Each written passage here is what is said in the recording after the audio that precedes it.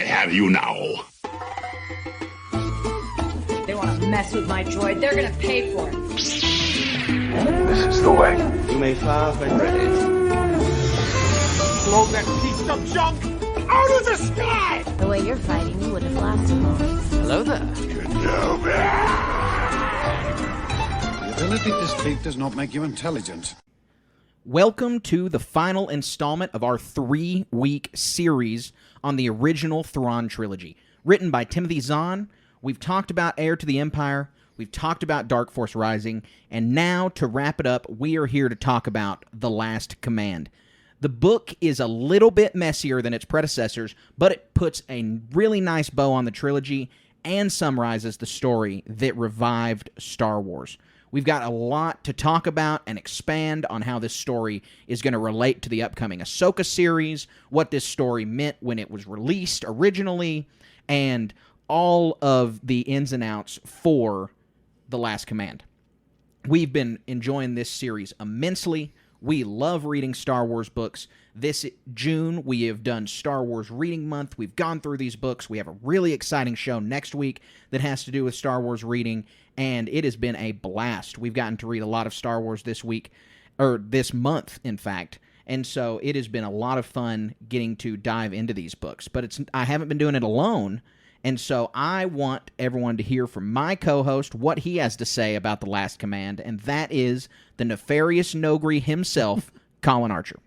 Carter, man, I was on a road trip when I finished The Last Command, and oh my gosh, it was hard for me to drive around. It really was, because I'm just like, I would get a text and interrupt. I'm like, I tell the kids to be quiet in the back. I'm trying to listen to this.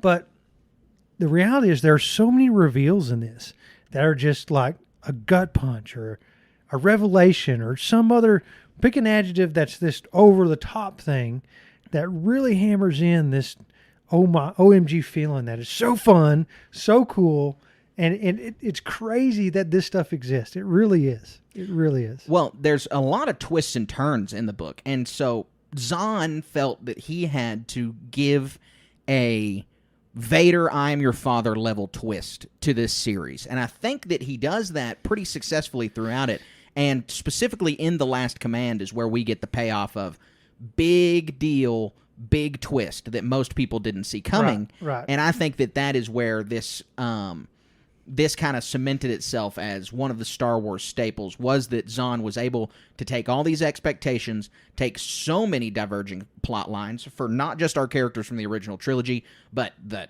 5 or 6 new main characters that he had introduced in this book, to be able to wrap all those plot lines together over the last 3 books in such a mega twist was a huge piece of talent on his part. Huge piece, and it's a multi-layered thing that affects, it primarily affects one character, but it means more to another character. So we want to just break into that. Where are you going to start on this? There's too much to cover. I mean, skip to the end almost. But what we've got to talk about is the messiness of this book, because it truly, truly is the Return of the Jedi of the series. And I love Return of the Jedi. It's my favorite of the original trilogy, but you can't say that Return of the Jedi is this tight, neat, little compact story. It's got a lot going on, right? Right. It's got a lot of places. It's got the first third of the movie is connected to the main plot line because of Han, but it's basically completely separate from the first 2 things we saw in the original trilogy. But what makes the movie so great in a sense? Yeah, exactly. And this book had the same element in that there's a lot of twists and turns, and there's a lot of wrapping up some things, like Delta Source, that it's just like bringing back and putting old plot lines back in from the first 2 books that have to be answered, but adding all of these new crazy elements that I think that, again, the best way to describe it is messy. You have Luke and Mara and their relationship and how they're traveling to different planets. At the same time with the Leia and Card, a dynamic that hasn't been established at all before this book. You have all of the internal New Republic politics, and the multiple battles running at the same time makes this not hard to follow, because it is really well written. Zahn does a good job of, you're never like, oh, what just happened or where am I? But you do have a sense of, you're tracing 6, 7 plot lines at once, like you're trying to trace spaghetti noodles in a bowl. Yeah, it is a little bit like that, but it all comes together, it's all super meaningful. There's not anything that's left out that I can think of. I'm trying to rack my brain and see if there's something like, did this plot line get closed? Did they talk about this character enough? And that's not the case. I mean, everything got wrapped up. Yes, it did. One of the major plot lines that got wrapped up in The Last Command is the birth of the twins, right? Right. We get to be there for the birth of Jaina and Jason Solo, who this is your first story to read with them in it, right? You've never read any story with them. And the thing that struck me the most was Leia's, and God bless him, how he captured Leia's emotions while the birth of the children and how it relates to the Force is uncanny. I'm stunned how fun it was to read, and it's an experience. You need to go. This is what you read the book for, is little tidbits like this, along with everything else. It's crazy. I mean, wasn't that childbirth scene so cool? Like, the childbirth chapter was written, someone's like, you're gonna read about childbirth in Star Wars, and you're like, what are you talking about? And we see it on screen in Revenge of the Sith, but I think that this one goes into way more detail and way better than what we see in Revenge of the Sith, in that we get to see, like you said, Leia's relationship with her emotions and the Force, and we get to see how he captures Han, and Han doesn't have Force sensitivity. And, I have not been present for a childbirth, but you have been present for at least two. Yeah. And so, did you feel like this scene kind of captures the mood of childbirth? Oh, yeah. You can definitely tell Timothy Zahn has been in that room, Mm-hmm. And, I mean, because there's elements that takes place there that almost can't be explained, right? They call it a miracle of childbirth for a reason. You add this other layer of the Force on there that enhances that relationship between the mother and the children in this case. And I think one of the specific things is, as the children leave the birth canal, they're assaulted by light, and Leia is able to empathically feel this through the Force, and is able to help give comfort to her just birthed children, and it's uncanny. Right. And I'd like to say that, this book being written is some of the first pieces of EU. We had no idea what was in the future for the Solo twins when this book was written. And so the light analogy, I thought, was really strong, not just literally talking about babies being thrust into the new world and into their new lives, and with there being literal light and hurting their eyes, but also imagine being born as a heir of the Skywalker bloodline. In this time, the rebellion has triumphed. Your uncle is the most powerful Jedi to ever exist, and through your lifetime, there's going to be this rebuilding of the Jedi Order. Your family is basically just this true, good, pure of heart group. You're literally thrust into this just sea of light. These two Solo twins, throughout their entire time of their storytelling, they are in so many stories about struggling with the light and the dark side, and struggling with what it means to be a Jedi, that this really sets it off on the right foot, because you think you're part of this Skywalker bloodline, you're part of this uber powerful Force user group, and you're some of the first new Jedi in the new Jedi Order, that they really were thrust into the light in the same way that Zahn puts it through these books. So, and they were in all three books, technically, in the womb. And how does this translate to the Ahsoka show? Obviously, it can only be Ben Solo in that case. Mm-hmm. So is Ben Solo young baby Ben or something making a cameo in this thing? Yeah, so I think Ben, around the time when Ahsoka will come out, is we don't have a hard date. I think it's somewhere between 9 and 12 ABY. And so Ben's going to be about 4 to 7 years old, I think. And so I really think that every season of The Mandalorian and in the Book of Boba Fett, they were like, oh, well, are we going to get child Ben Solo's cameo yet? Because it's coming. Someday we're going to have it. Right. And so we want to see it. Yeah, we do. I mean, I'm chomping at the bit to They're see missing some an more opportunity if they don't put that in there. Any Ben Solo content is welcome from me. Right. I mean, there's no action figure. There's nothing but a Funko Pop out there. So anything we get of Ben Solo, I'm going to be happy about. And it's a natural place to put it in somewhere like the Ahsoka series. Even more specifically than Mando and Boba Fett, the Ahsoka series is going to be welcoming these elements of the New Republic and of the government. We've already seen that with the scenes with Mon Mothma. And so, we still don't know if they're going to de-age Leia, if they're going to do a kid Leia, or a different actor for Leia, if they're going to just omit her at all. Yeah. And so we don't know.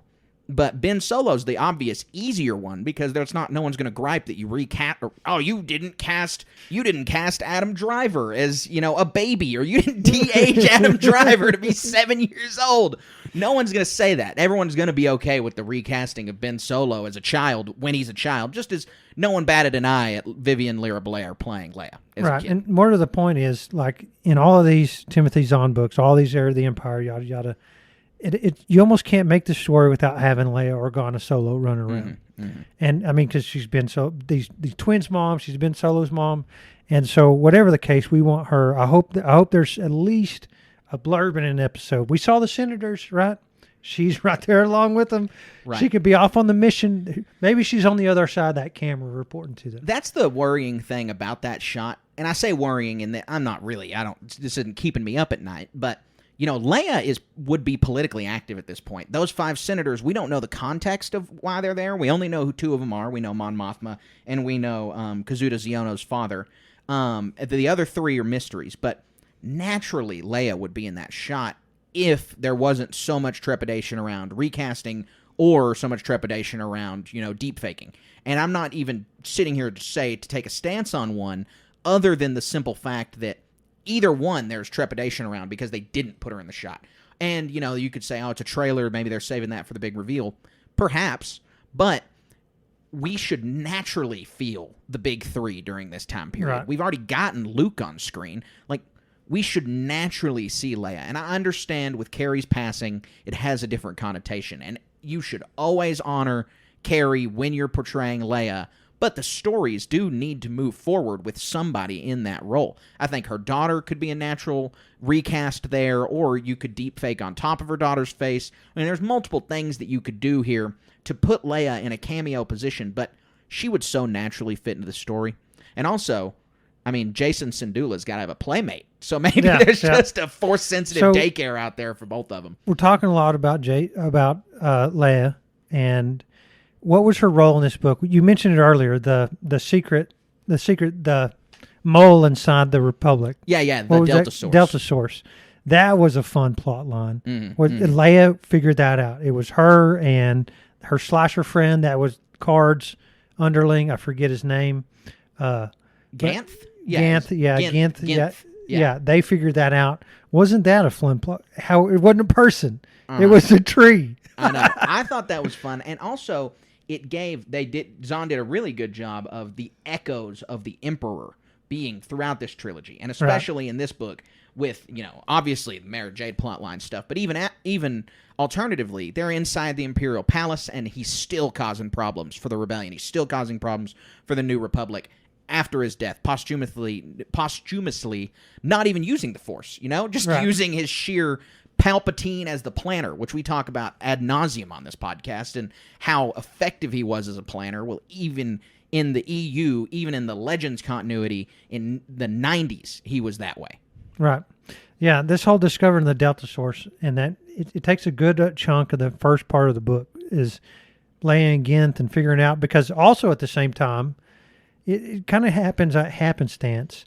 Thrawn attacks Coruscant in a very hyper-creative way. That's really fun to see. He launches cloaked asteroids at Coruscant, and they figure it out the hard way. It runs into a ship, and Coruscant is paralyzed behind the planetary shield. And Ginth is figuring out, Leia assigns him to figure out like the codes on this stuff, and they're not able to do that successfully, I don't think. But in the meantime, he figures out Delta Source. Right. But they don't know who it is. They think it's a person. That's what we're all naturally going to think. And through some really fun, deductive anti-Thrawn reasoning, right? They figure out it's the tree and dismantle it. And it's so fun to see. They do a really good job, like you said. And what I'm always super impressed about, especially with Zahn, is it is really difficult to write Thrawn. It's because it's the same reason it's difficult to write Sherlock Holmes. Is you have to be, obviously you have more information than he does because he's a character in universe, and all of the events that are going to happen, but you still have to be so creative to be able to write these scenarios that you would reasonably believe that these characters would be able to solve, or you're able to write these strategies that you would reasonably be delivered by these characters. And so the things with the Treebs being Delta Source, and the twist with the asteroids over Coruscant, and all of Thrawn's strategies and all of his writing is just so well done throughout the trilogy in establishing that he is so supremely smart, he's so supremely creative, and that Zahn is able to use his own creativity and his own inherent creativeness to give Thrawn that edge that is required to make this character grounded and believable. Yeah, I can't really add to that. That's great. Sherlock Holmes I love reading that. Love the movies of that, and this is quintessential Sherlock Holmes, if you ask me. I mean, obviously he's for the forces of evil, but the way he's accomplished stuff. Part of the context of the asteroids is there's only 22 or 23 out there, but the Republic think there's 200 or 300 of them out there, so they're paralyzed, and that sets up a major plot line for the book. Is they have to go get some special tech, some array thing, right, on Bill Bringy. On Bill Bringy, to discover these asteroids, because they're having to do it in a very expensive way, and they're not finding very many, and that's the genius of Thrawn, is because they can't figure it out. They're thinking there's 300 of them out there. And they're trying to work backwards through Thrawn's strategy. And he knows this already also. I mean, really, they do a great job. Yep. Or Zahn does a great job. And that whole plot line sets up so much fun stuff, contrasting the efforts of the Republic versus the efforts of the smuggler clans that Card organizes. It's really neat. Well, and you have the really, really important element that you find in Return of the Jedi, that this is supremely important for just the framing of Star Wars, in that you have the intertwined but not interlocked plot lines of the Jedi and the Republic, the Jedi and the Rebellion, because you have, there's multiple good guys, but from different perspectives. The New Republic is a government. They care about protecting Coruscant. They care about the threat that the Empire and its tyranny poses on the galaxy. Thrawn doesn't have the Force. Thrawn just embodies the military, mechanical, tyrannical aspects of the Empire without the Sith element. And that's what the New Republic cares about. So you have this whole interwoven plot line talking about this conflict throughout the book that culminates with this battle on Coruscant. And then you have the wholly separate plot line of the Jedi, not against the Sith, but the dark side and the light side coming into conflict and coming into a more morally sound ground. It's not a conflict between two governments. It's a conflict between these philosophies of religion here that don't intertwine. And that's what Zahn did a really good job of, is that he gave us these two plot lines and he interconnected them in organic ways, but he didn't rehash what happens in Return of the Jedi, where you have the Death Star battle and you have the battle in space. He was able to weave a completely new tapestry, tell a completely new story using the same bones. Right, and it's such a good plot line. To summarize the conflict, and you can add to this, there's a conflict we've already talked about between the New Republic and the Empire, and the second one is through Luke Skywalker and Sabaoth, and has to do with a bunch of stuff at Mount Tantus, which we'll get into.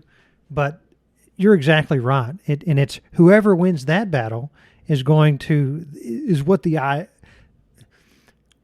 I want to say religious ideology, but that's not what it is, because it's far too reaching and has way more impact than even just some basic idea. Not that religion's a basic idea, but I don't want to go in some rabbit hole of explaining an analogy, right? But like if Sabaoth wins, he's going to control people's minds. They won't have a choice but to do what he says on a galaxy-wide scale. Right. And for no other end in that everyone besides him is a lesser being. Yes. And that's all there is to it. That's all he thinks. And it is wholly different than the Sith philosophy. It's not the same thing that Palpatine and Vader and Dooku and everybody wanted. This is a different conflict. This is now a perversion of what the Jedi Order is, and that's Sabaoth's whole shtick, is, the Sith may have been defeated, but you still have dark side users and you still have people who are corrupting the Force for their own ends, even if they're not following the Sith philosophy. And you have to dash in Sabaoth's clone madness into this. That is an extremely important element of his relationship with the Force and how chaotic it is. And so Zahn is able to set up this, what is a Jedi? What is morally correct for them to do? What are these good and evil juxtaposed against each other without using the Sith? And I thought he did a really, really good job of it. Oh my gosh, especially how it culminates. I don't want to jump ahead, but it all culminates on Mount Tantus, man. And the whole fight scenes there is in, and it's not just Luke versus Sabaoth. Mara Jade's in the mix too. And is now a good time to talk about the big reveal? So at the first part of the book, and Sabaoth controls the mind of Captain Pelion and says, send a message to Mount Tantus to get container XYZ, whatever it is, right? And have them work on that project. And it's this real open-minded thing. And hopefully you've never read this book. If you do, or heard about it or anything, because this sets up a big reveal at the end. What is it? Luke and Mara Jade find Sabaoth in the Emperor's throne room that was in Mount Tantus, and from the shadows comes Luke. I was just waiting. I was sitting here just waiting to hear you pronounce it. Yeah, no, everybody has their own way. I'm sure. What's your pronunciation? No. I mean, it's Luke. I guess. Luke? We have to for people listening to this, and you need to know in the context is when Zahn was writing it. If it's a clone of somebody, you just add an extra vowel to their name. So Colin is Colin. Carter. Yeah. It's just you just add an extra vowel and Carter, that's the clone. So and not only that, but it's like this devastating thing for Luke. So Luke is revealed, and Luke automatically has this buzz in his mind, right? And it's debilitating him in a way. He's not like paralyzed, but he's struggling. But more than that, Sabaoth reveals, in the way Mark Thompson read this, and the delivery is amazing. The way he did Sabaoth, and it's akin to what Palpatine did, but it's different, like we're saying, and it's like it has this finality to it, I guess, and in this air of like madness, exactly what it is, and so. You were talking about the machinations of Palpatine. He says, Sabaoth reveals that Luke is a clone from his own hand at the bottom of Cloud City, and Luke is also wielding his Anakin's lightsaber.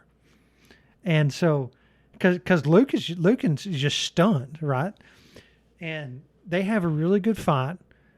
It results in all these really cool little stuff, and we get into that, but it's this fun that Luke isn't created for Luke Skywalker in a sense.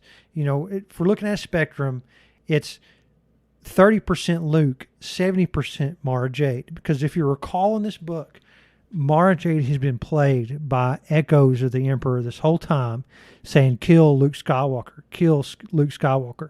And it dominates her character throughout the entire trilogy. And so Luke is a vehicle so that Mara Jade can kill the clone and be rid of these Emperor's echoes in her head. And I think it took me a few hours after finishing the book to realize that was the case. Right. Or maybe it said it right then, but the actual deep implications of it, because I'm sitting there wondering, how is Mara Jade going to take care of this problem? She's not going to kill Luke Skywalker, Right. Luke Skywalker will just take care of her, no problem. As cool as she is. And this is the best. Luke is dead, defeated, and her problems are gone. And it unsettles Sabaoth to the point to where he wants to knocks down the whole building almost. But all of these little stuff is just amazing. I'm going to repeat this so much. Read the book. You got to read it. Yeah. Even though we're talking about it and having fun with all this stuff, you can read this and experience it. We're not going to do justice of all the text on the page. Oh, no, it's worth picking up no matter what, because you really, this is a Star Wars story that all fans should sit down with, because if you like Star Wars, you're going to like this. It's one of the best Star Wars stories ever told. And so sitting down with it is worth it to every Star Wars fan. But this whole story surrounding clones is really important because, like you said, Luke gets this ringing in his head. Luke is, immediately at the reveal of Luke just distraught and has a lot of trepidation. And these clone stories like this don't always go that way. Clone stories are not always told in a way that is as effective as Zahn did here. This book came out in 1993, and 1 year later, the 90s cloning used to be. I'm sure you know this, and for our listeners, cloning used to be the old time travel. We have all these time travel stories coming out right now, and the Marvel multiverse, and all the multiverse stories, and now multiverse is the new time travel. But before either of them, cloning was super hot, because they had this book come out, and then just a year later, they had the super controversial Spider-Man clone saga come out from 94 to 97. And the reason I'm bringing this up is because in that story, Peter Parker does not know if he's the real Peter Parker. He has, in real life, 3 publishing years worth of trepidation of, am I the real Peter Parker, or is Ben Reilly the real Peter Parker? And so it was really controversial in the 90s. It's still controversial today. Some people love the Clone Saga. Some people hate the Clone Saga. The point is that Luke does not have to have this conflict that comes up so often in clone stories where it's like, am I the real one? Blah, blah, blah. Like, Luke doesn't have to wrestle with that. He only has to wrestle with the fact that what is going to happen with another Luke Skywalker out there? One as powerful as him, one who has the Force, but is fully under Sabaoth's control. And it's only through the chapters at the very end of the book, but this plagues Luke throughout it because of who he is and how supremely benevolent his character is. This is an extreme problem for him. Right. And just seeing Zahn write Luke and have him work through that, I think is important for setting up the rest of Luke Skywalker's Jedi philosophy throughout the rest of the expanded universe. Without Luke and without the story in The Last Command, you don't have Luke Skywalker's position towards the Yuuzhan Vong. You don't have Luke Skywalker's compassion to Jason Solo when he falls to the dark side. You don't have any of those important story elements for Luke without his confrontation and wrestling with the fact that evil Luke Skywalker could exist. Right. Yeah, and it's so fun to think about. I haven't read any of those stories. That's on my list, obviously. But I can't wait to read all that stuff. We're going to talk about it soon, quote unquote. I'm sure. Someday. So, the Jorah Saboth, Luke, and Luke are not the only characters involved here. Mara Jade is involved here, and she has throughout this. So I feel like Dark Force Rising, we talked about this in our last episode, was her real story. Like, this was where we got all of Mara Jade's baggage kind of established, and this is important for wrapping up her character. But she plays such an important role throughout the book, not just here at the climax. I mean, she helps save Jaina and Jason. Without her, they would be kidnapped and in the hands of Saboth. Right. And with Mara Jade being put at the New Republic, she's able to help them get to Wayland in the first place. And that was extremely important, that she was the one with that knowledge that was able to help the original gang. And it took them 2 weeks for secrecy to get to Wayland and Mount Tantus. After they landed, they parked a long ways away, and they couldn't have gotten there without her. Right, exactly.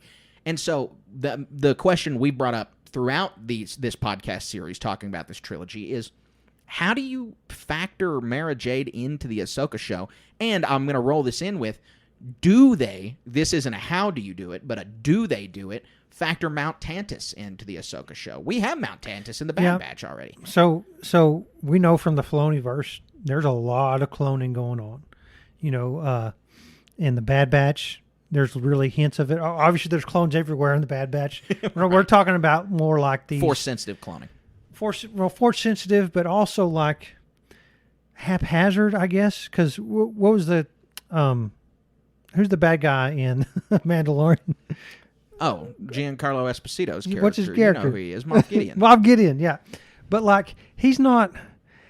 When it's the Empire doing it, and when it's the Kaminoans cloning stuff, there's like a purity there. It's well intentioned, right? when the Empire's doing. I don't know about all that, Well, but I know what you mean. I understand your point.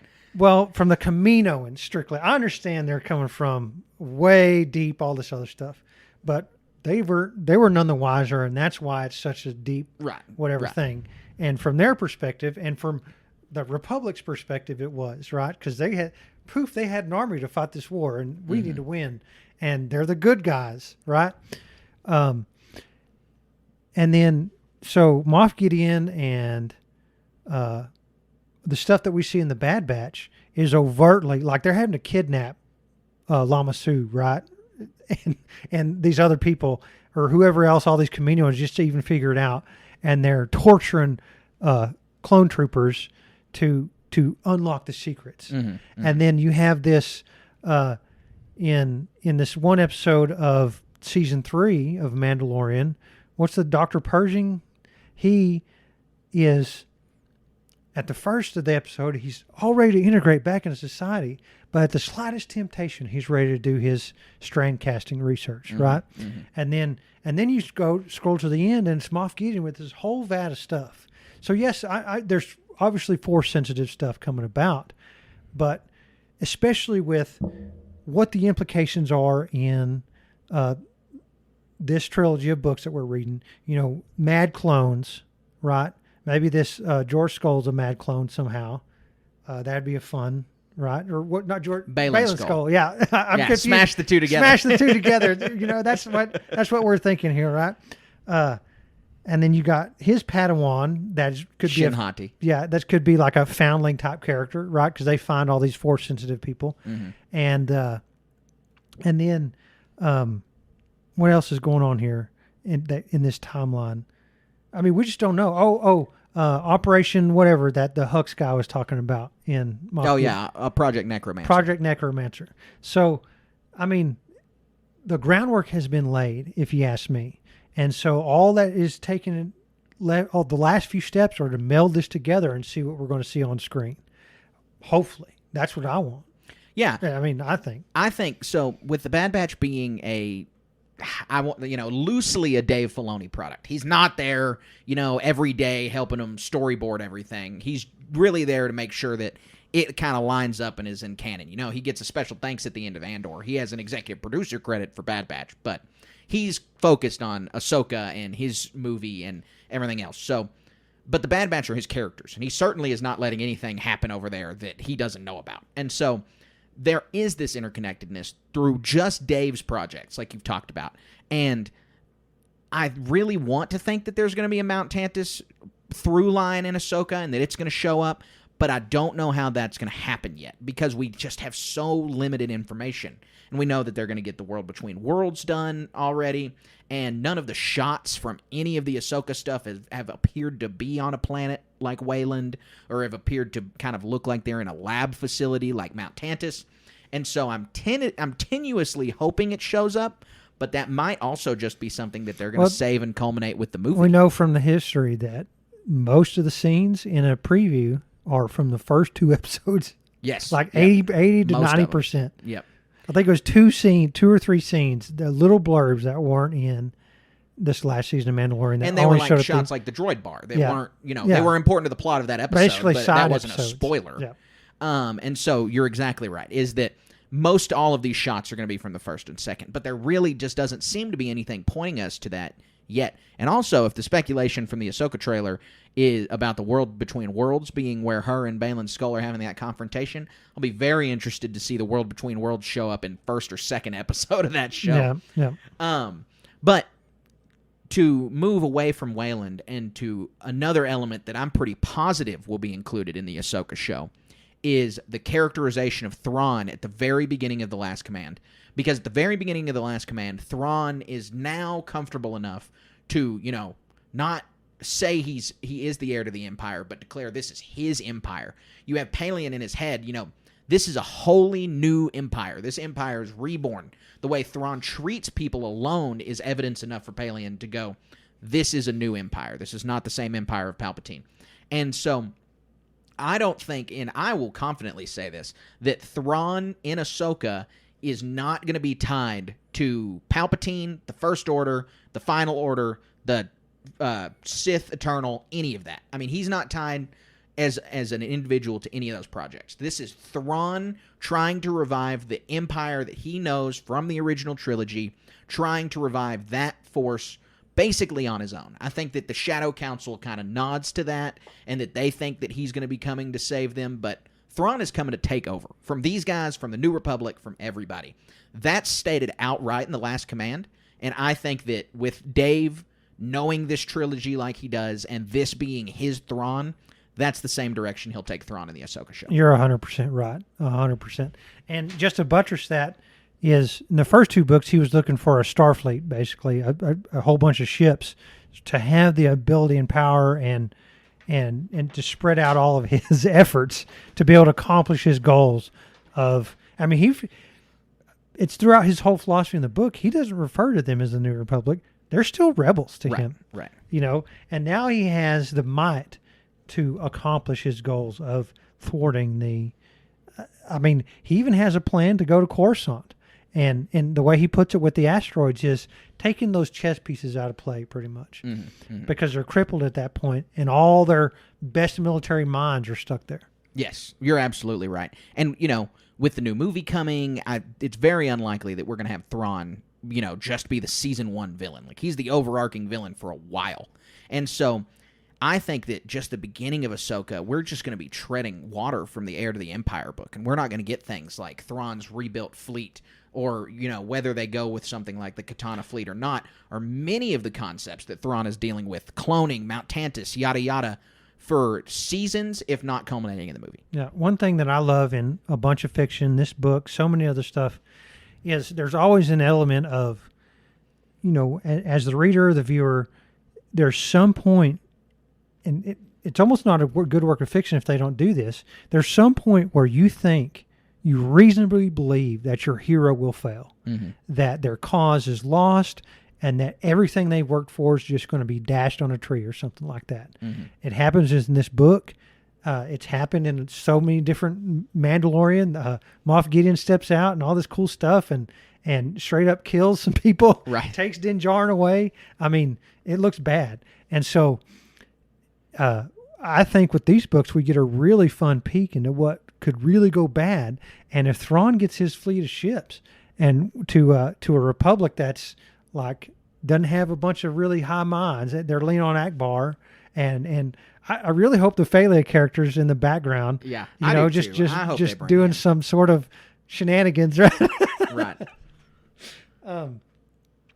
So I'm having a lot of fun trying to speculate what the peril is going to be. I mean, because there's going to be something in this episode where you think, oh my gosh, the heroes are going to lose, you know? Yeah. No, you're absolutely right. I think you're totally right in that there's going to be some real stakes in that show. And it's not, I mean, Ahsoka, the show, and the movie that Dave's making are not going to be beat for beat interpretations of this. I mean, it really, you have the Heir to the Empire trilogy, and it's phenomenal. And Dave's a fan, and we know that this is going to inspire him. But those rumors surrounding the movie, it's going to be titled Heir to the Empire, I think that's just hot air. There's no way that he's going to sit there and try to make an adaptation of these books. It's much more an inspired by. It's going to be like... go ahead. Well, I was going to say, like, maybe this is like the first book. The second season will be the second book. And the third, the movie will be the culmination... Right, this book. Avengers. I don't think you're... Last Command. I don't think that's wrong. I don't think that, you know, we have the 2026 date likely for Dave Filoni's movie.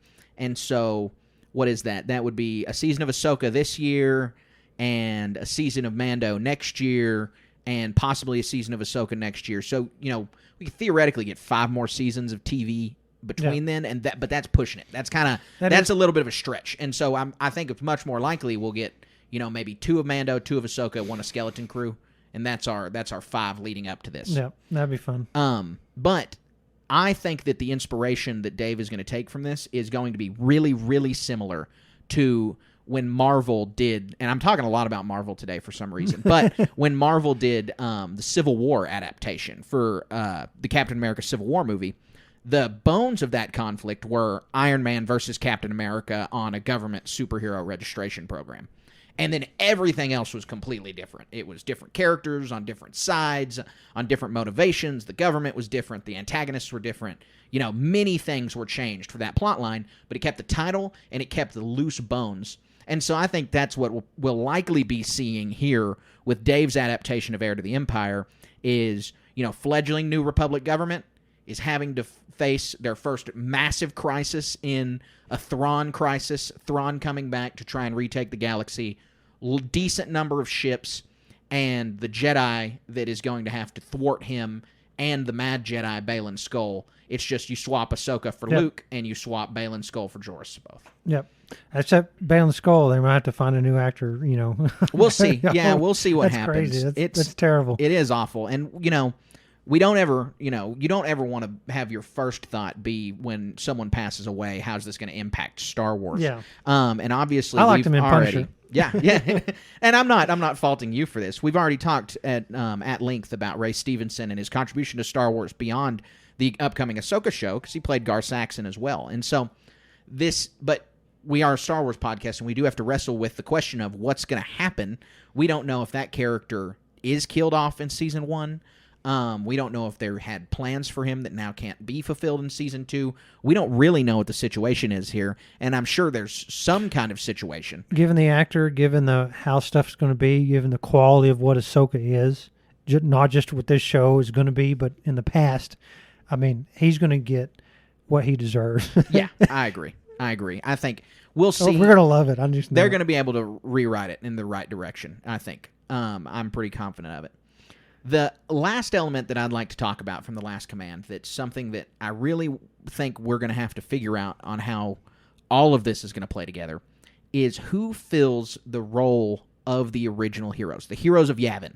They're in all 3 of these books. It's about them. It follows Luke, Han, Leia. Continuation of their story. Exactly. Right? It's the sequel to the original trilogy. And so you have these characters in positions that they are not going to be able to be in this new adaptation. Just not possible with the direction that the sequels took them in.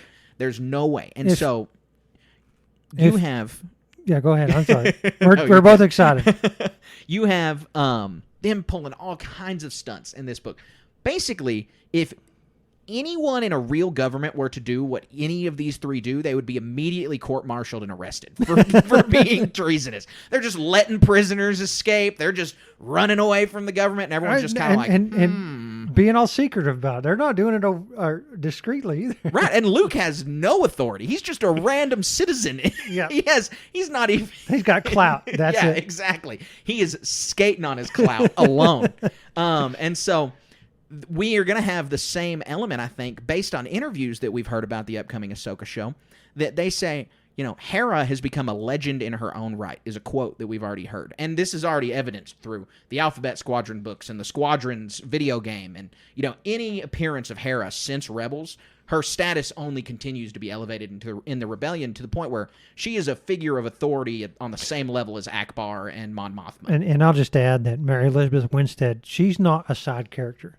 She has a gravitas to her abilities and talent that is not going to be something that shows up in a couple of episodes. Right. She's going to be right alongside whoever's there delivering. Mm-hmm. And I'm so pumped for this. I love Harrison Dula. I like Mary Elizabeth Winstead. Go watch Fargo and her character in that. It's really good. And what I really envision is this synergistic, because we got Ahsoka in here. Mm-hmm. We got an Inquisitor over here. We got Baylan Skoll over there. We got his Padawan over there. We got Thrawn.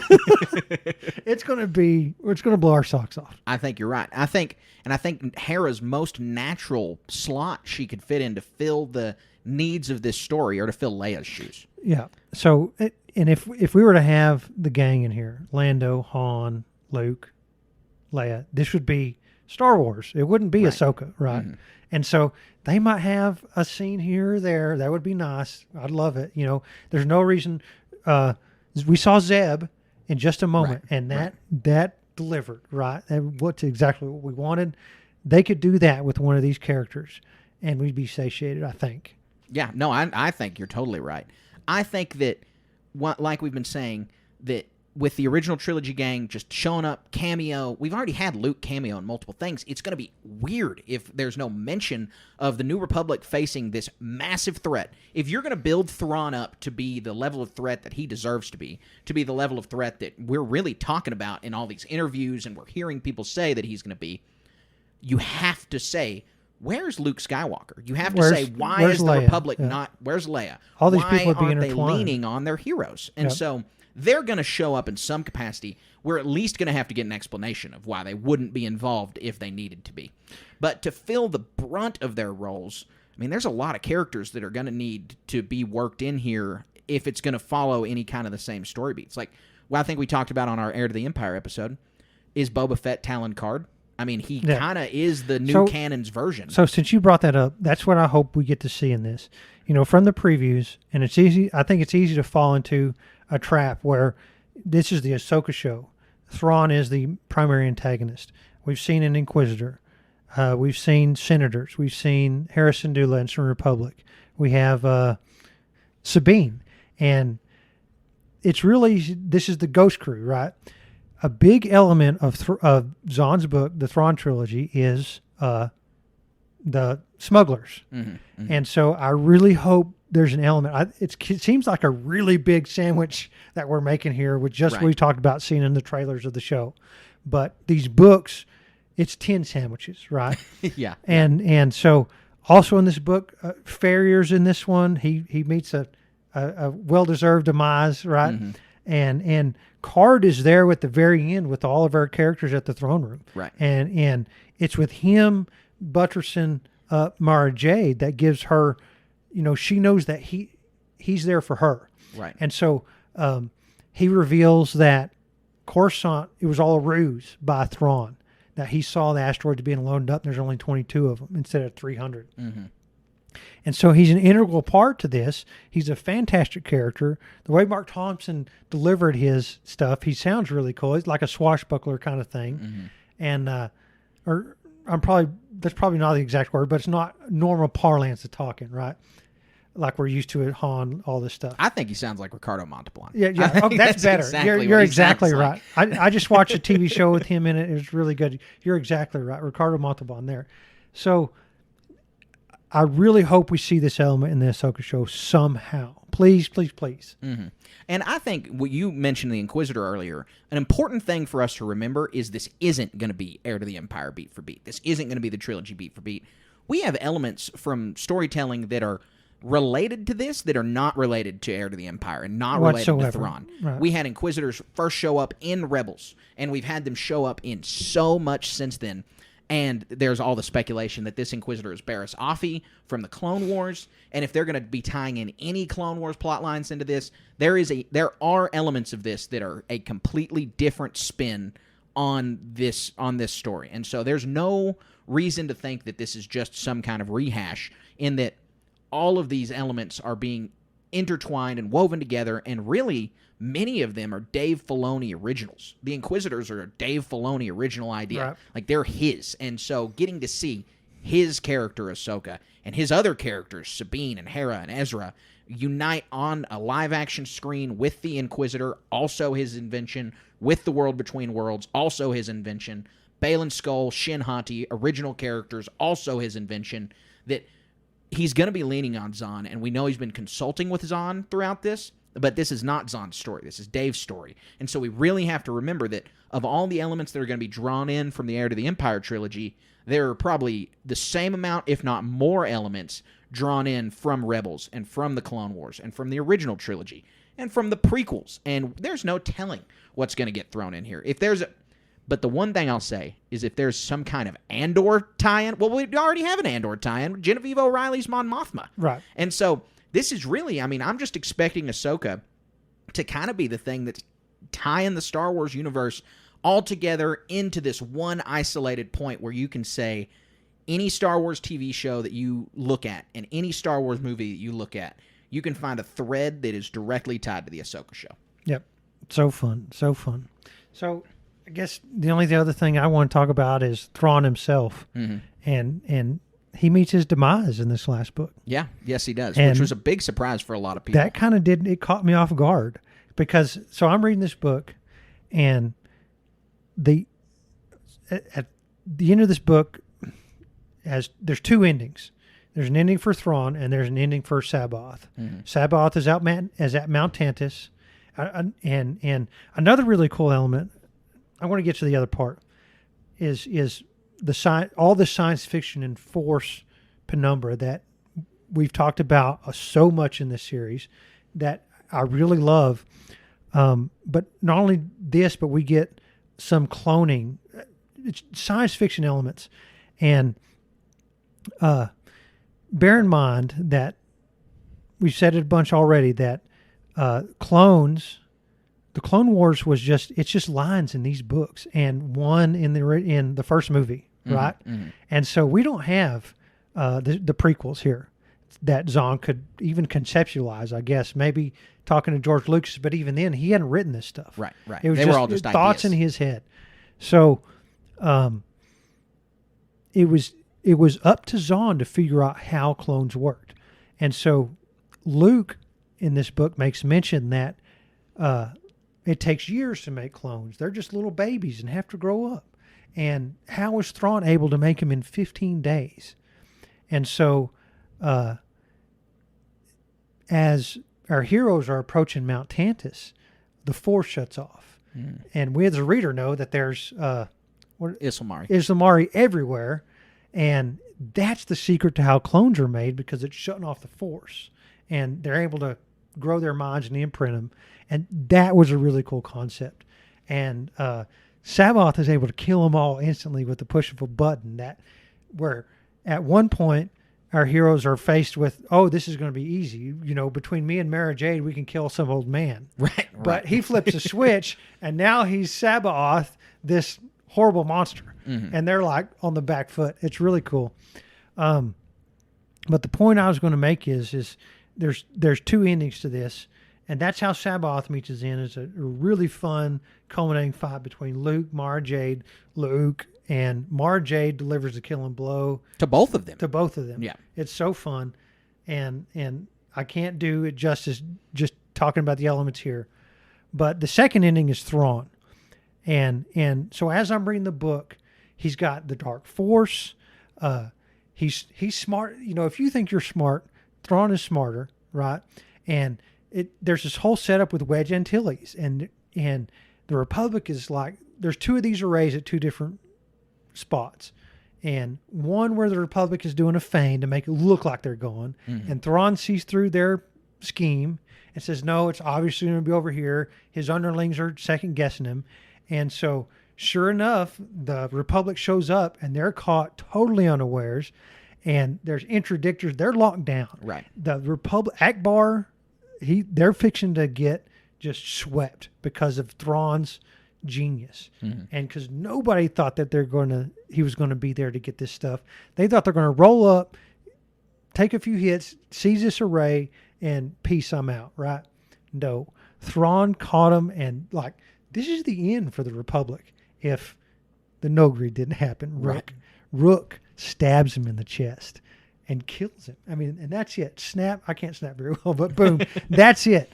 And slaps Pelion, and Pelion's a weenie. He's just like, oh my gosh, and deuces out. And that's the end. Yeah. No, It's it really crazy. It's out of nowhere. It's really abrupt. And you think about before we had Rebels and before we had the Ahsoka show coming out, the character of Thrawn was still this massive, titanic character. He's obviously the biggest piece of the expanded universe that was never on screen, was Thrawn. And so for new readers, it's always a shock when you're like, yeah, read the Heir to the Empire trilogy. That's where Thrawn is introduced. And they're like, oh, yeah, this is where Thrawn's introduced. He's the big bad for all of the EU. And then he's killed in the same trilogy that he's introduced in. Well, and people are like, how in the world did this guy get this status and only appear in these 3 books? Yep. And I thought there was going to be so much more. I'm like, I had an inkling where he's going to die, right? But how? I considered in my head, Rook, the Nogri character is there's a question mark. Is he getting messages from his home world, and they flipped from the Empire to supporting Leia and Umari Ush, But evidently that's true. It caught me off guard totally. because that was Rook's motivation for stabbing Thrawn in the chest, was you betrayed us, you know. Right. I'll say that the thing that I don't know, you maybe not. This is not a listener recommendation. This is for you. Is there are 2 books that you need to go read now, and it is Star Wars: The Hand of Thrawn duology, and they're written by Zahn, and they take place in 19 ABY, so 10 years after this story takes place, and they are about the resurrection of Thrawn. Oh my goodness! These books, the duology is not as good as the original trilogy. By original trilogy, I mean the Thrawn trilogy, by the Heir to the Empire trilogy. And so you got to be so careful because there's the Thrawn duology, the Heir to the Empire trilogy, the Canon Thrawn trilogy, the Thrawn Ascendancy trilogy, Outbound Flight. There's all these Thrawn books out there, so you got to be careful when you're talking about them. But this one, the Thrawn duology, while not as good, is still kind of the salve for people. I'm like, well, why did Thrawn never return? And you really read the books to figure it out. But they're not bad stories either because they're Zahn stories. So in the context of the Ahsoka show, I mean, Rebels ended with a question mark also. Thrawn and Ezra dash away, and you know this threat is looming. You know, in Ahsoka, it seems to me, especially in the context of these books, that it's going to be a really fun story, but the writing's on the wall for Thrawn. Right. Yeah. Thrawn is... I think Thrawn will obviously meet his end either in the movie or in Ahsoka. And I think in the movie, I think it's confirmed I want to be in the movie. I want to be sitting in the theater in some sort of costume, just having fun, coming back doing a podcast. But my prediction will be that Ahsoka also meets her demise. And I think that's going to happen. It'll have to happen on the big screen. I don't think we're ever going to get Ahsoka killed off in a TV show. But I do think that we'll see Ahsoka. It would be a demise. fitting in for that character. Yeah. Well, and Dave Filoni in an interview recently, people are like, well, you hear Ahsoka's voice at the end of Rise of Skywalker. And he's like, well, we've heard people's voices before. Luke called out to Leia, blah, blah, blah. She may not be dead. And I get it. There's 2 paths to go down. And Dave Filoni haters love to go down the path of, oh, Dave's just so married to this character. He's never going to let her die, yada, yada, yada. And I don't think that's true. I think the other path is, Dave has an ending planned for Ahsoka. He's got a death for this character. He's got a natural... We got her birth in Tales of the Jedi. We're going to get her death eventually.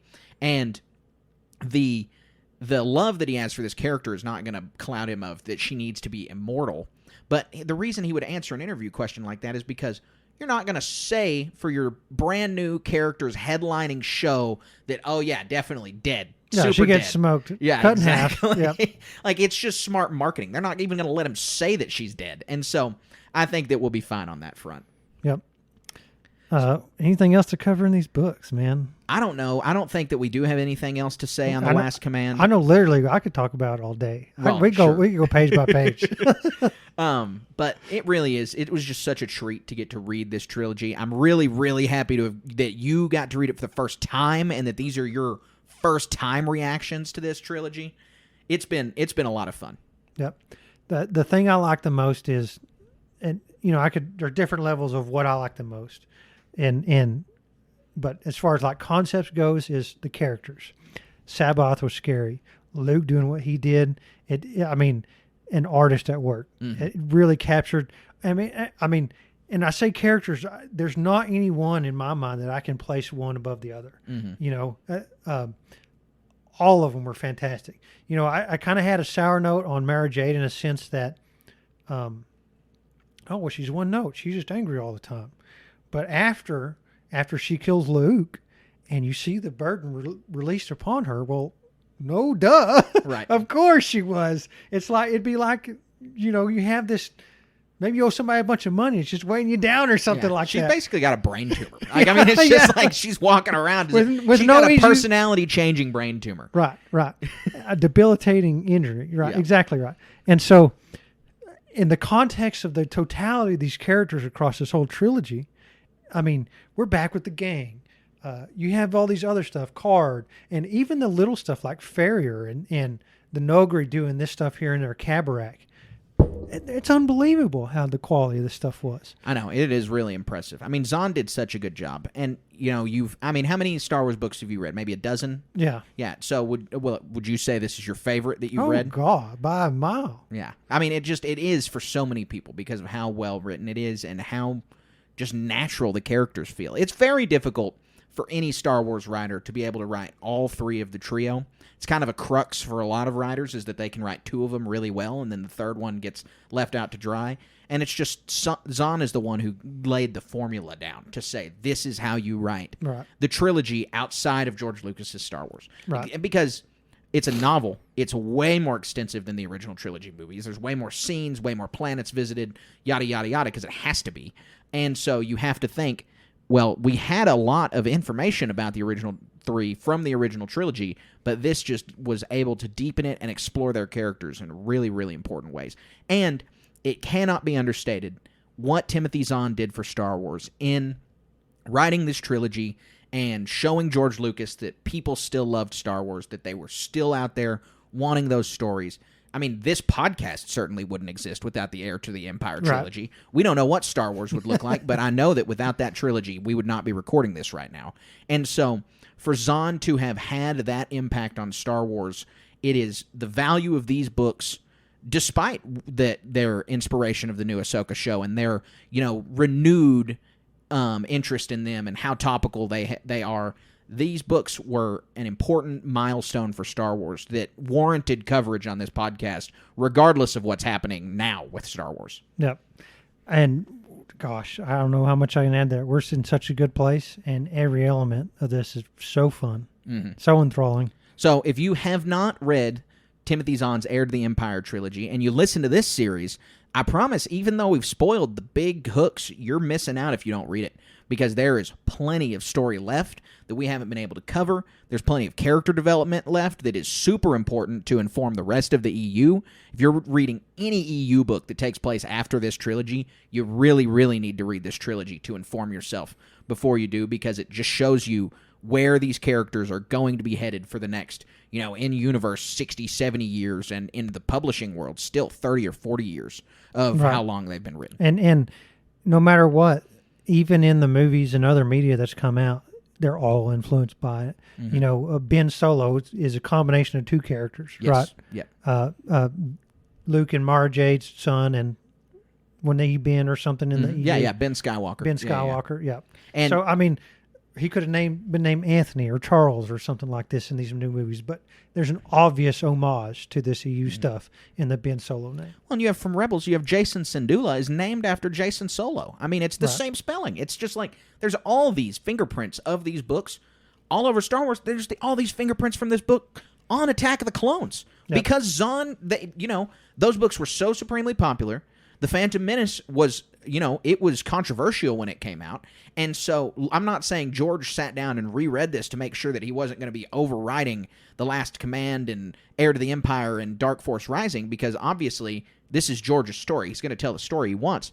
But what Zahn put pen to paper and talked about cloning and how it works and discussing the Clone War in those books absolutely did inform George Lucas on making the prequels. There is not an element of Star Wars made after this series came out when it ended in 1993 that has not had a touch of the Thrawn trilogy on it. Exactly right. So, Colin, that wraps up our episode on The Last Command. That means it wraps up our coverage of the original Thrawn trilogy. We had an awesome time doing this, and this is just the beginning of our road to Ahsoka. From now on, our episodes leading into Ahsoka, we're going to be talking a lot about her. We're going to be talking a lot about the elements from Rebels that we think are going to be coming up in Ahsoka. We've got a lot of stuff on the horizon. That's not to say that we don't have some interludes where we've got some really other exciting stuff to cover this summer, but up until August, we're really, really going to be hitting it hard and heavy talking about Ahsoka, because we are really, really excited to get into this show. She's one of the best characters in Star Wars. Yeah. Probably Filoni's best. Right? Yep. We love her. And so we're super excited about that. We're really excited to keep covering Ahsoka and to keep covering Star Wars with you guys. But now we need to head into our patron-powered segment. This is for patrons at the Jedi Knight tier or above, and it is called How the Force Works. That's not how the Force works. So, for our listeners, How the Force Works is a really simple segment where if you are a patron at the Jedi Knight tier or above, you get to send in a question to Colin and I, and we will answer it here on the show. Star Wars, Lucasfilm, anything related, we'll sit here and answer it, within reason. But we haven't gotten one yet that we weren't willing to answer. This question comes from longtime Patreon subscriber Loaf, and he asks a question that Star Wars fans have been asking, since A New Hope, and that is, why don't Force users just deactivate their opponent's lightsabers? Oh, well, they have it isn't something that is overt in any of these on-screen things. You read a few books. One of the first things Jedi learn is a and this Force is shield. Legends, by the way. What you're describing is care. Legends. It has No, to I be know. still I'm just true. letting everybody know. Yeah, and one of the first thing a Jedi learns is for lack of a better term, like a Force shield or a Force barrier. And I'm not talking about like, oh, you throw a brick at somebody, it's going to bounce off of it, shield or barrier. Like a something that shields your emotions, shields your because even light side Jedi in a lot of these books and even in the movies, they can read minds and they can read, and the dark siders read minds constantly, but the light siders are empathic in a sense. They're and they will nudge people. They won't overtly convert people's minds like a dark sider would. So, and that's what they do around commoners, for lack of a better term. Muggles, yeah. Against being around other Force users, and especially if you're traveling to a perilous situation, they set up a barrier to guard their emotions from effect and penetration by other people. And so I would assume that once they start learning lightsaber combat, that is something that has to be maintained from an adept Force user, is to keep that barrier up in a sense of to keep not only their weapon being turned on, but not being yanked out of their hand. Like Darth Vader does it all the time, is yanking blasters out of people's hands. It's in comic books. It's in a Rogue One, famous, easily point to thing. You can see Jedi yank the blasters to them. Obi-Wan Kenobi, right? And a bunch yank their lightsabers to them on Hoth, right? To defeat the Wampa. So there's just so many different elements at play here of moving things around. There's some sort of barrier that lets a Jedi not only keep their lightsaber in their hand, but to keep it from being turned off. That's the simple explanation. Yeah, the Force barrier explanation, I think, is the best one. Like I had said at the beginning of your explanation that this was in the Legends canon, I don't think they've canonized an answer yet. In universe, I do think that this barrier that a young Force user learns early on that, like you said, doesn't allow their emotions to be played with, just basically is like a skin-level barrier around you as a person that is, if you're a Force user, other Force users aren't going to be able to use the Force on you. Because, not just in the, why don't they turn off their lightsabers? There's so many times where you're like, well, why wouldn't he Force push them there? Blah, blah, blah. And the real answer is, these are movies. And so we cannot apply this level and depth of logic to them where we're like, well, why don't they do that? Because then you're not going to enjoy it. Because why did Obi-Wan spin around in A New Hope when he was fighting Darth Vader? Well, because that's what George Lucas told him to do. And so we don't have a real good hard answer. The other answer that sometimes people will use to justify this is that the Jedi and the Sith both, for different reasons, think it is dishonorable to do that. The Sith think it is weak to do that, and the Jedi think that it's just dishonorable, that's not how you should win a fight. Yeah. Just to add on to that, I mean, you could push people, if an adept Force user, like they have their different areas of study and stuff, you could just push people, lift them up in the air. Right. And yank them, like in the video games, yank them to you and jab them through, Well, and that's the other thing is when you think about the Force barrier explanation, it's like, is the Force barrier that a youngling can create going to be able to withstand Yoda? Like, could Yoda walk up and still push this 9-year-old over? Probably. And so you just have to suspend your disbelief a little bit for the, why don't they turn lightsabers off conversation? Yeah. And I personally, that's the one I'd be the most invested in. Because if you ran across this Yoda-level character and he's just able to pin you against... I mean, we do see that in a lot of the books where weaker Force users, they're just straight up immobilized by these powerful Jedi or Sith. And they're useless. Well, I recently rewatched Ahsoka's fight with the two Inquisitors on Garel and Rebels, and she is throwing them around. I mean, it is two Force users. Kanan and Ezra are splayed on the ground unconscious, and Ahsoka is throwing the fifth brother like across rooms. She is just tossing them around like rag dolls. And so, obviously, Ahsoka is a supremely strong Force user. We already know this. But to see Inquisitors who are not, they used to be Jedi. I mean, they weren't like, knocking around nobodies. They have the Force. They are Force capable. And so to see something like this on screen, it's just, again, whatever the story needs to happen is gonna happen. And you've got to be able to fit this stuff together. Obviously, Star Wars is a contained timeline that I don't want a bunch of just random stuff to happen and not be able to be explained. But you do have to reel it in a little bit on elements of why don't they deactivate lightsabers. Yep. Loaf, thank you so much for that question. We really, really appreciate it. If you want to ask Colin and I a question, head on over to patreon.com/Star Wars Station and check out our Patreon rewards. Asking us questions is not the only reward. There are tons, like all kinds, at all different tier levels. You get our exclusive RPG that we just published a brand new episode of. You can get stickers and t-shirts, other ways to engage with us in our community. Just being at the $1 tier gets you access to our exclusive Instagram story. We post all kinds of stuff on there that non-patrons just aren't going to see. And so go check us out at patreon.com/Star Wars Station. Yeah, that RPG is something else. I mean, you can get in on that at $2, right? Yep, $2 tier.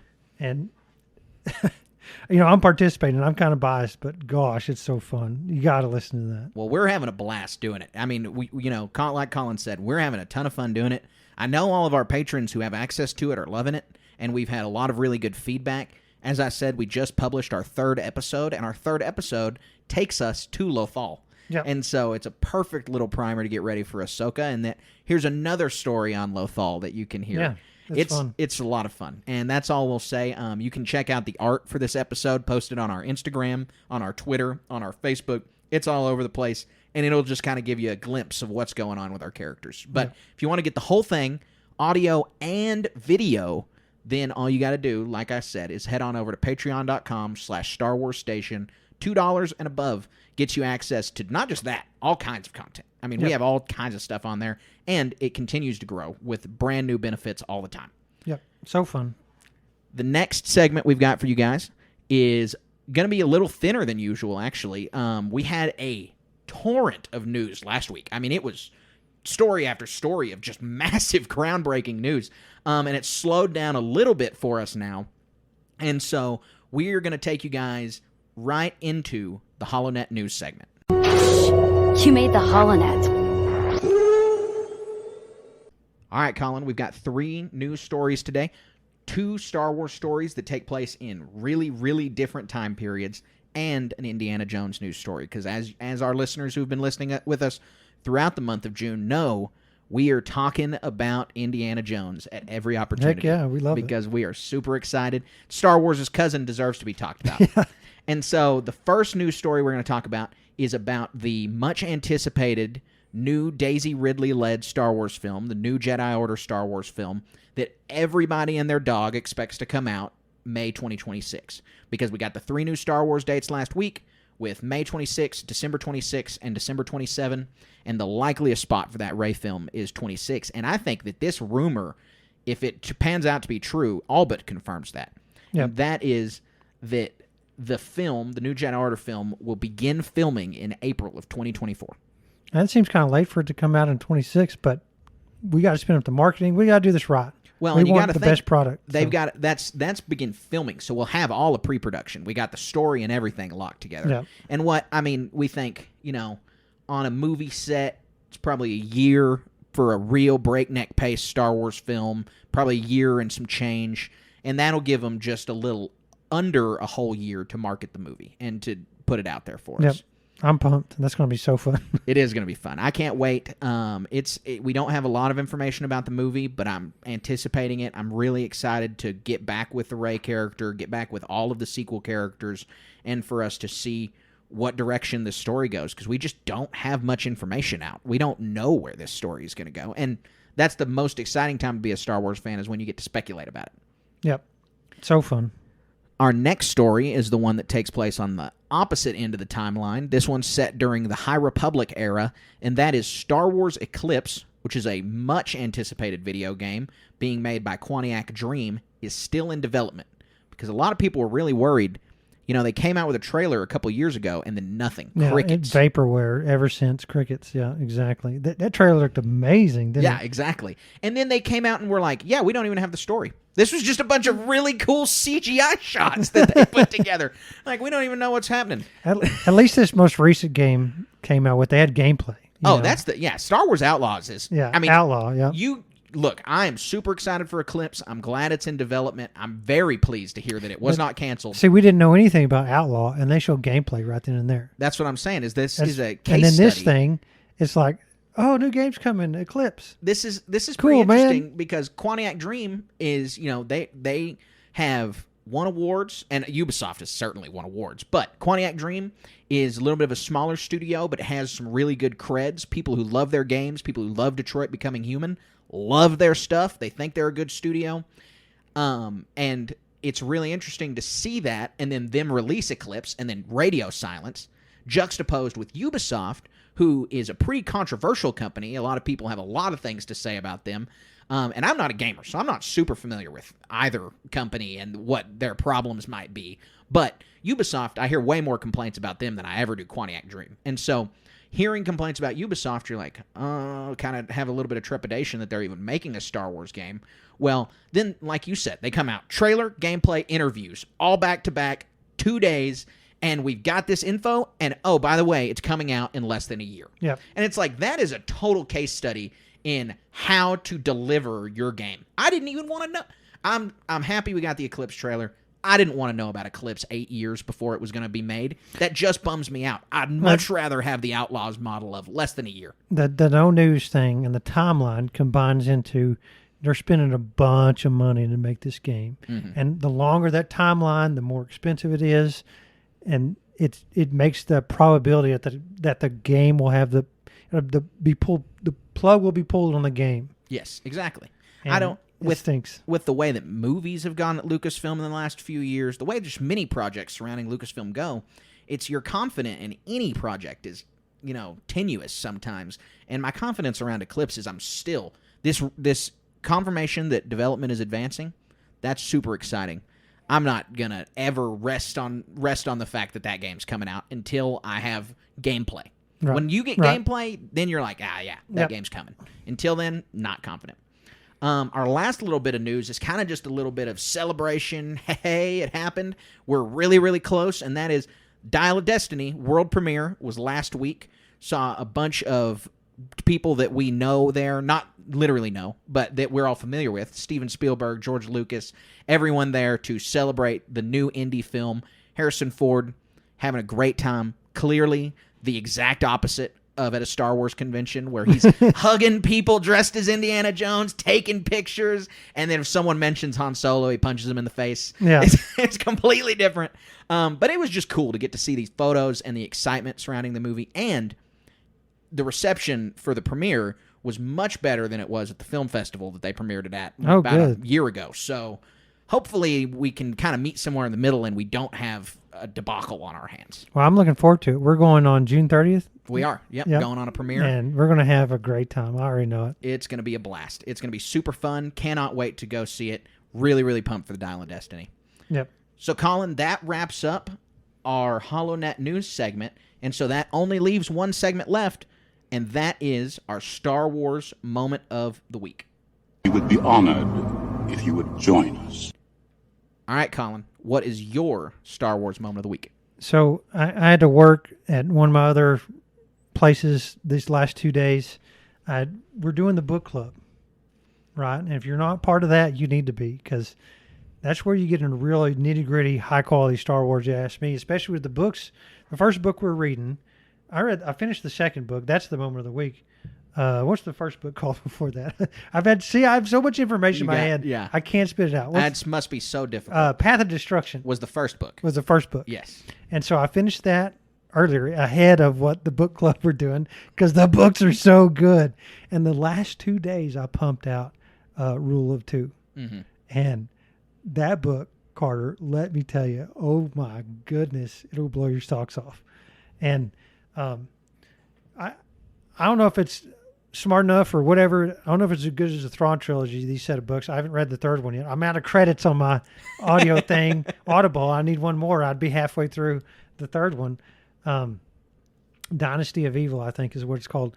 But this second one, I mean, the first one was amazing. The second one is head and shoulders above this one because Rule of Two, he has an apprentice, and it is unbelievable how fun this book is. And it's all from, everything that we talk about is Jedi this or light side that. And this one is all from the perspective of the Sith and what Darth Bane does. It's crazy what he does and what happens in all these books, man. It's so fun. Yeah, I've never read the trilogy, and so I'm also obviously in the book club, and so I'm still on the first one, and I'm still reading through it at the book club pace right now. But I've been really enjoying it, and so I'm super happy to hear that Rule of Two just blows the first one out of the water. I could not put the book down. I'm like, no, I don't. I finished the Thrawn trilogy. Oh, let's listen to this other Star Wars book. I want to finish that one, and this other one's just right here waiting for me to click it. Right. Oh, I guess I'll read it too. Right. Before I knew it, it was over with. It's so good. Yeah, that's hilarious. Well, I'm happy to hear that. My Star Wars moment of the week involves you. We had you, me, and a couple of our buddies got together and had our first Star Wars Legion tournament.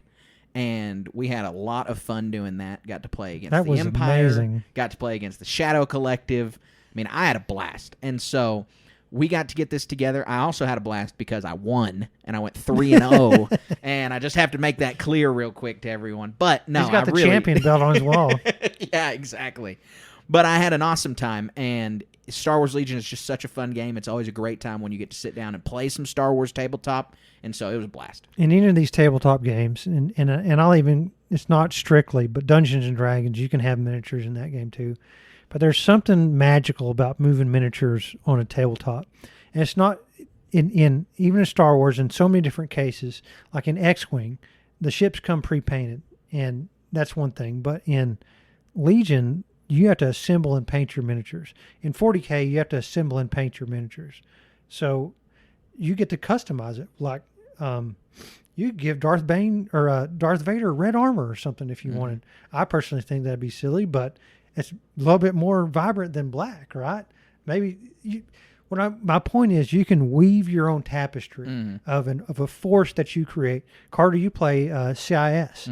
You can be led by Count Dooku or a tactical droid or General Grievous, and the armies have different flavors of how they play on the tabletop, and the whole thing is like you get to live through some sort of conflict in the universe and be the tabletop general commanding your units. It's way fun. It is, and famously, a near and dear to our hearts Star Wars actor from the original Star Wars is a wargamer, and he didn't play Star Wars Legion because it didn't exist at the time. He didn't play Warhammer 40K because it also didn't exist at the time.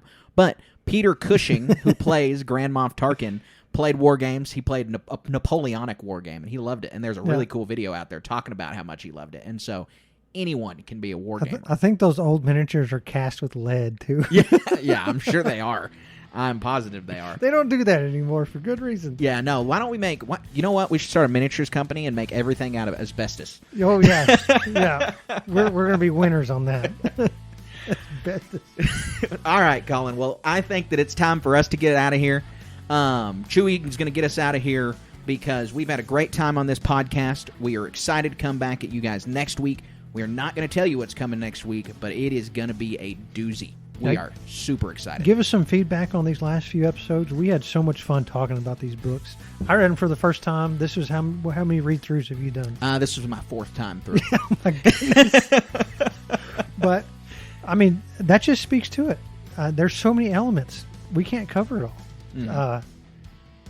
Amazing. It was a great time. We had an awesome time, and we love bringing this podcast to you guys. And we couldn't do it without you. We couldn't do it without our listeners. We couldn't do it without our followers. We couldn't do it without our patrons. So everyone listening to this, thank you so much for continuing to contribute to the Star Wars Station project. If you want to help to contribute, there are a bunch of ways to do that. You can follow us on social media, because that's a big one. Go over to starwars.station to find us on Instagram. Go over to Twitter at SW_station. Go over to Facebook. You can find us as a page, Star Wars Station. Or you can join our communities, because we've got a community on Discord, and you can find that Discord link in our Instagram bio. You can also find it in the body of this podcast in the link tree. And we have a really, really fun Star Wars Facebook group. All kinds of memes and discussion over there all the time. And you guys can find that by going to Facebook and searching up Star Wars Station Cantina. Yeah, and Star Wars is the tip of the iceberg. There's Warhammer, there's Harry Potter, and so much more is coming about. On the Warhammer side, we're about to debut some new products. There's some bunch of YouTube videos on their way to being debuted, and so much is at your fingertips if you join the Station Media Network. You're absolutely right. There's also more Star Wars content coming to the YouTube page. I put out a video last week about Star Wars Outlaws. I was just so excited. I have some more video was ideas. Excellent. I appreciate it. I have some more video ideas on the way that I'm really excited about. You guys are going to have to check those out. We're trying to grow the YouTube, and we're not going to reveal the reason we're trying to grow the YouTube yet, but we do have something also excited planned for that. So if you're listening to this on Spotify or Apple or wherever you listen to this podcast, we really, really dearly appreciate it. Please leave us 5 stars wherever you're listening. But please also go over to YouTube, subscribe, like our videos. But you're going to want to have those subscriber notifications on for the page. I promise you, because in a couple short months, we do have some really exciting content for that. Exciting. It's a great time. And so these are all of the numerous ways that you can support our project. But one of the best ways you can support our project has already been mentioned, and that's by going to patreon.com/Star Wars Station. We've got tons and tons of exclusive benefits over there. We've already talked about them a lot. And so, guys, just please go check it out. Patreon.com/Star Wars Station. Doesn't hurt to browse. And if you've got a couple bucks to spare and you like what Colin and I are doing, then find the tier of your choice. And we're going to be growing this community, and we're going to be growing it right alongside you guys. So thank you so much, everybody, for tuning in today. We had a great time talking about this Thrawn trilogy. Cannot wait to see Ahsoka. Cannot wait to see the next iteration of Grand Admiral Thrawn's story. And so, until next week, keep it wizard.